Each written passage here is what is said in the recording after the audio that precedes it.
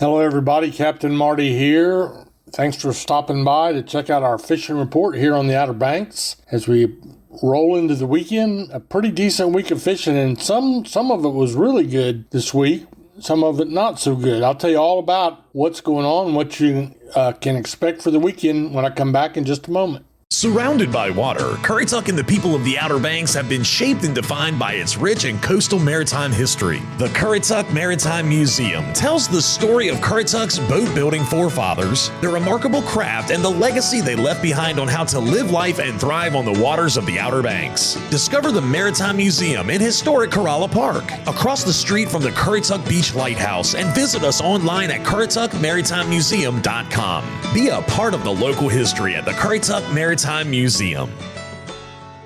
When it comes to general maintenance or major modifications on your diesel vehicle, look no further than Wanchi's Off-Road Diesel Performance in Kill Devil Hills. Master mechanic Ryan Walker developed the plan for having his own auto shop over 20 years ago, and today he owns the premium diesel performance powerhouse of the Outer Banks. To have him and his crew take a look under your hood, give him a call today at 252-715-0025 or find him on social media. Wanchi's Off-Road Diesel Performance, the diesel performance powerhouse of the Outer Banks. Starting out with our offshore report, we always start down to Hatteras, sometimes Ocracoke, and work our way up. And we did have, thanks to Andy Pylan on the Good Times, a charter boat buddy of mine down there, and he always gives us a good report from Hatteras. And it was a few wahoo, actually quite a few wahoo caught down there. And remember, Hatteras is the wahoo capital of the world. They also had good dolphin fishing, and a lot of them were gaffers. Dolphin are mahi-mahi. That's good to see those showing up, and they're not all the little ones. Some of them are gaffers, requiring a gaff to get them in the boat. They also had some blackfin tuna. What else I got on my list? A few king mackerels, and there's a pretty decent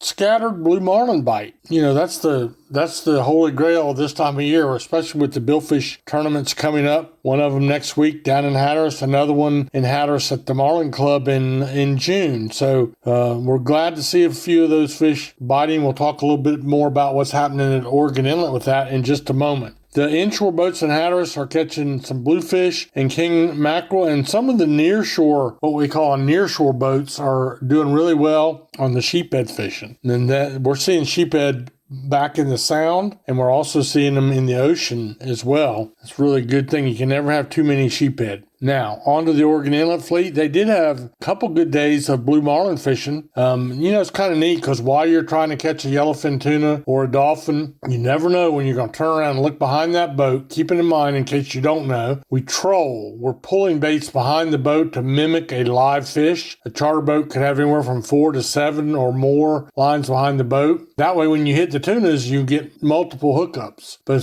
one of the great thrills of being a captain is to be looking out the front of the bow, that's the pointy end of the boat, and looking out through the window or your curtains and just seeing what's out there in front of you. Is it birds? Is it fish breaking? Is it a grass line? And then you're just casually turning around to see what's behind the boat, which that's where the mate down in the cockpit keeps an eye on most of that. And you turn around and look, and there's a black shadow gliding along underneath your baits, your teasers, or your lures, or your ballyhoo, whatever you happen to be trolling, and all of a sudden, all you know what breaks loose. And so they have been having that happen. You never know when you're going to turn around and have a 12 or 13 foot long blue marlin that might weigh 500 pounds following your boat. That's what you're hoping for anyway.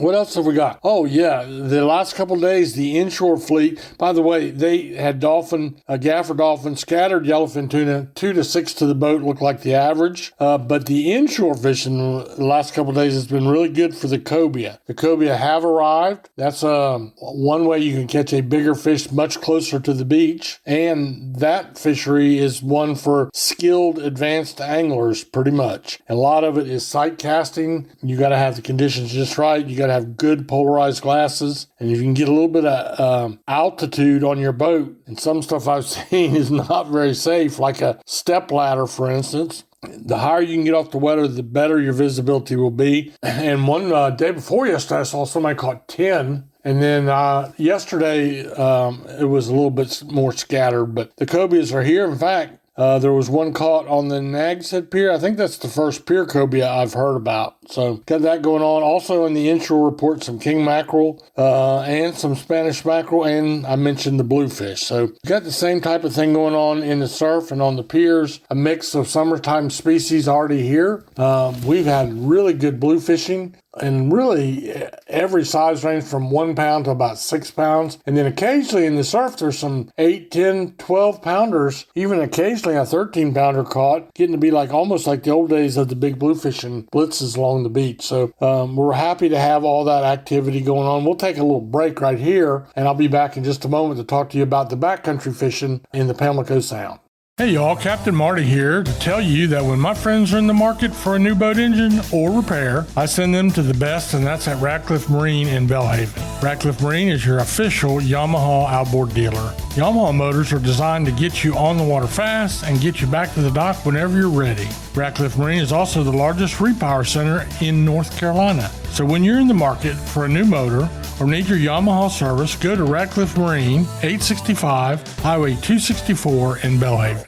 So it's not just the Pamlico Sound, but all the backcountry areas are starting to fire now. The Pamlico Sound has been producing the longest, and that's been speckled trout, gray trout, some bluefish, and some drum, both red drum and black drum, from below slot to slot size to above slot, occasionally even a big one being caught. This is all by guys in boats. Most of that is boat fishing, and really it's sound wide from behind Hatteras and Ocracoke all the way across the sound to off Belhaven and Swan Quarter over that way. But what is new in that report, which we've been bringing that same kind of report for a week now, but what is new is south of the Wright Memorial Bridge yesterday, there were, according to Tony Lombardi of the walkinangler.com, that's his website, and he focuses on all kinds of things on inshore backcountry and surf fishing, but there was evidently a really good bite of speckled trout, and some of them were big,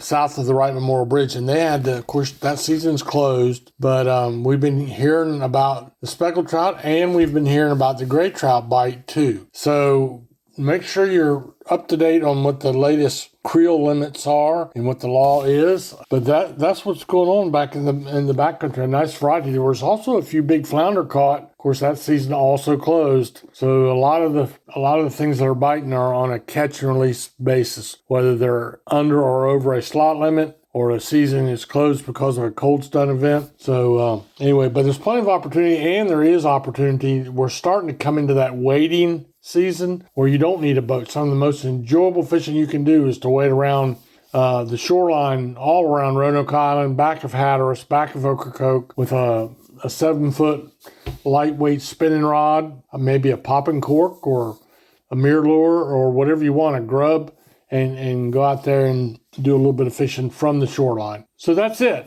I think we're going into the weekend, and the offshore report is looking good. Blue marlin bite is on, and now there are enough people in town that most of our marinas can put together a makeup charter. If you think, by listening to what you've heard today, you'd like to do it, you do not have to book a whole boat. You do not have to have your own group of 6 people, and you don't have to pay for a charter. They're called charter boats because you generally charter the whole boat. But you can go into the major marinas, go up to the booking desk, and ask if they're putting together any makeup charters. And if they are, that's where they'll match you with 5. The limit's 6. That's where they'll match you with 5 other people. You'll split the cost 6 ways. You'll split the fish cleaning costs 6 ways, and even the gratuity. You'll make new friends, and you'll get out there to see some of the best offshore fishing in the world. So that's our fishing report. I hope you have a great day, and I hope the good Lord blesses you like He's blessing me.